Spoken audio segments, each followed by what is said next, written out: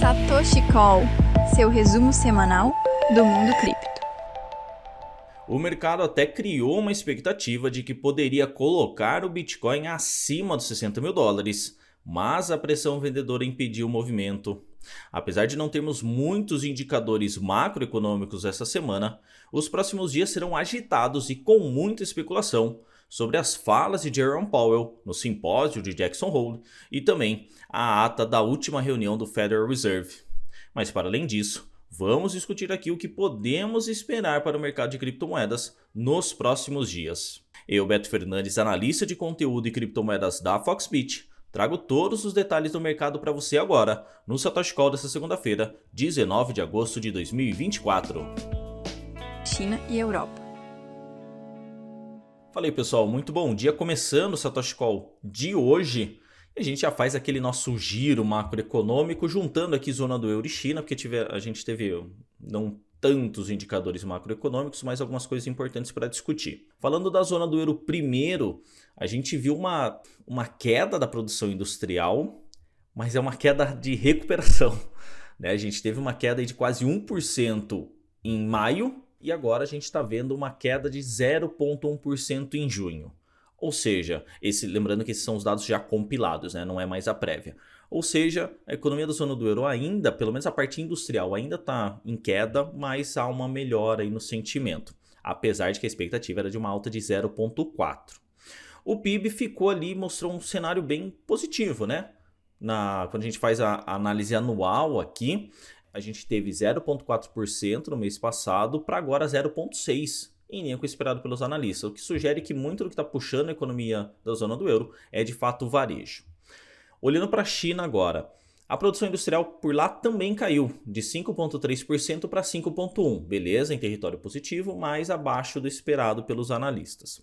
As vendas no varejo em contrapartida subiram forte, a gente teve uma alta de 2% em junho para agora uma alta de 2,7% em julho, ou seja, o varejo está também puxando a economia da China, ao contrário da indústria, assim como a gente viu na zona do euro.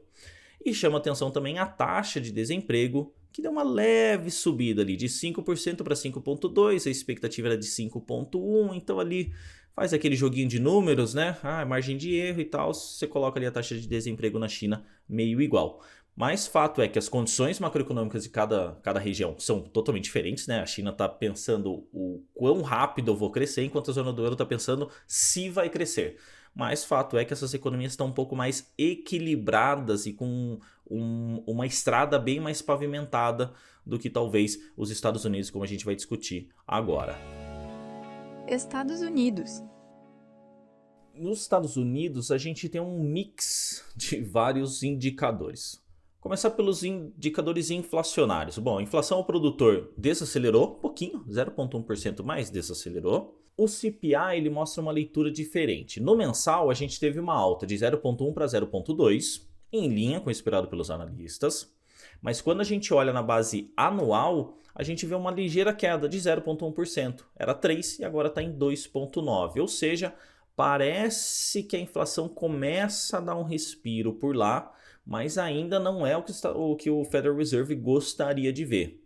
Isso pode impedir um corte de juros lá na frente? Difícil a gente cravar. Aparentemente tudo está caminhando para um corte de juros, mas esses indicadores não foram tão otimistas assim como boa parte dos investidores gostaria. Já as vendas no varejo repete o que está acontecendo no resto do mundo. Subiu de menos 0,2%, então estava no negativo em junho, para 1% agora em julho, ou seja, a galera está consumindo. Enquanto a produção industrial, sem muita surpresa, também repetiu a queda, né? De 0,3 para uma desaceleração de 0,6, bem acima do que o mercado esperava, que era uma retração de 0,3 também. Ou seja, a gente tem aí uma produção muito mais capenga e um consumo ainda muito alto, o que a gente já viu no passado, que fortalece uma inflação. Então, talvez o corte dos juros pode vir bem a calhar para que as indústrias voltem a investir e a produzir mais, recolocar o estoque ali nas lojas e com isso diminuir a pressão inflacionária. Porém, vai depender muito do que o Federal Reserve vai fazer. E um último dado importante aí que a gente teve foram os pedidos de seguro-desemprego, que tinha sido 234 mil na outra semana e agora foi de 227. Ou seja, a gente viu uma queda no número de pedidos de seguro-desemprego, o que deu aquele alívio para o mercado de que não estamos em recessão, que os Estados Unidos não vai quebrar e está tudo bem. Claro, os dados econômicos são confusos, eles não apresentam uma linearidade, não tem uma estrada bem pavimentada, mas pelo menos dá um respirinho aí para a galera que estava um pouco mais eufórica. Para essa semana, duas coisas importantes vão acontecer. A divulgação da ata da última reunião do Federal Reserve, né, do chamado FONC, né, que é o Comitê de Política Monetária lá. Então, para tentar buscar alguma pista ali do que os formuladores falaram para um possível corte de juros agora em setembro. E também a gente vai ter o simpósio de Jackson Hole, que começa na quinta-feira e sexta-feira o Jerome Powell fala. E esse simpósio ele funciona muito ali para vários representantes do mercado financeiro para falarem sobre a expectativa da economia global. E o Powell vai estar lá falando sobre a economia dos Estados Unidos. Então o mercado vai estar de olho para ver se sai alguma pista ali, principalmente de novo, sobre o corte de juros em setembro. Bitcoin.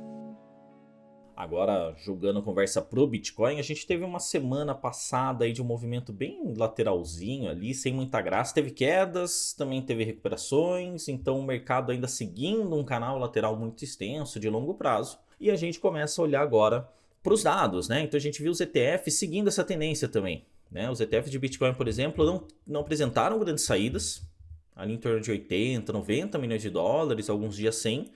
E entradas também nada muito expressivas, né? Entrou 40 num dia, entrou 30 no outro, 10. Então, assim, algo ainda muito espaçado depois de um mês de julho ali bastante aquecido, com entradas muito fortes.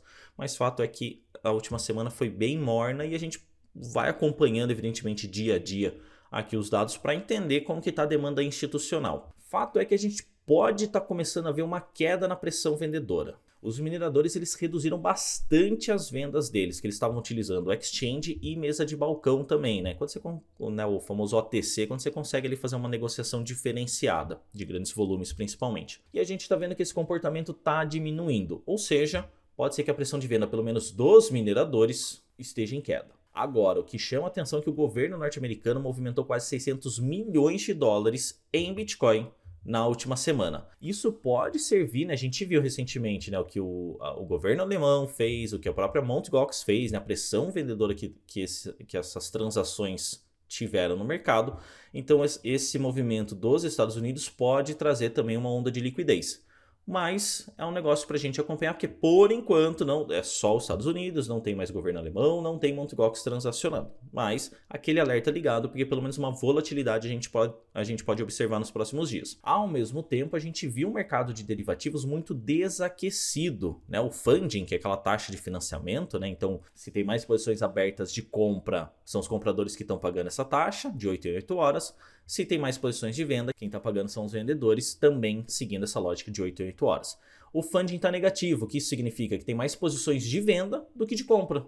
Ou seja, o mercado especulativo, o mercado de derivativos não está dos mais aquecidos como a gente já viu no passado, né? Então ainda vai em linha muito com esse movimento lateral que a gente está vendo. Essa oscilação entre funding positivo e negativo mostra que nem os especuladores estão muito confiantes, pelo menos nesse momento de mercado. O que tem de importante, de interessante para a gente acompanhar é que as baleias que estavam vendendo lá em julho passaram a acumular agora em agosto. E aí, quando eu estou falando de baleias, são as baleias mesmo, não estou nem falando de carteiras grandes, mas as baleias que são acima de 10 mil bitcoins ali, eles estão comprando bastante criptomoedas depois de terem realizado lucros. Ou seja, beleza, fiz meu pezinho de meia aqui, botei dinheiro no bolso, vamos recomprar e vamos seguir o mercado. Então, o famoso Smart Money aí sugere, pelo menos nesse recorte que a gente está trazendo, um período de acumulação. Mas, como a gente comentou, tem vários outros elementos, inclusive macroeconômicos, que podem impactar no desempenho do Bitcoin. Na análise gráfica, decidi pegar aqui o gráfico semanal para a gente poder discutir, que a gente olha com mais clareza todo esse canal lateral que a gente está seguindo há algum tempo. Inclusive, vou jogar esse gráfico aqui lá no Telegram da Foxbit para vocês poderem acompanhar. Mas a gente tem essa faixa estreita que dura desde março desse ano, ou seja, faz alguns bons meses aí que o Bitcoin está travado, apesar de uma volatilidade considerável ali dentro, né? A gente está falando de um canal entre 55 mais ou menos até 70 mil dólares, né? Tirando alguns pavios que acabam sobressaindo esse nível.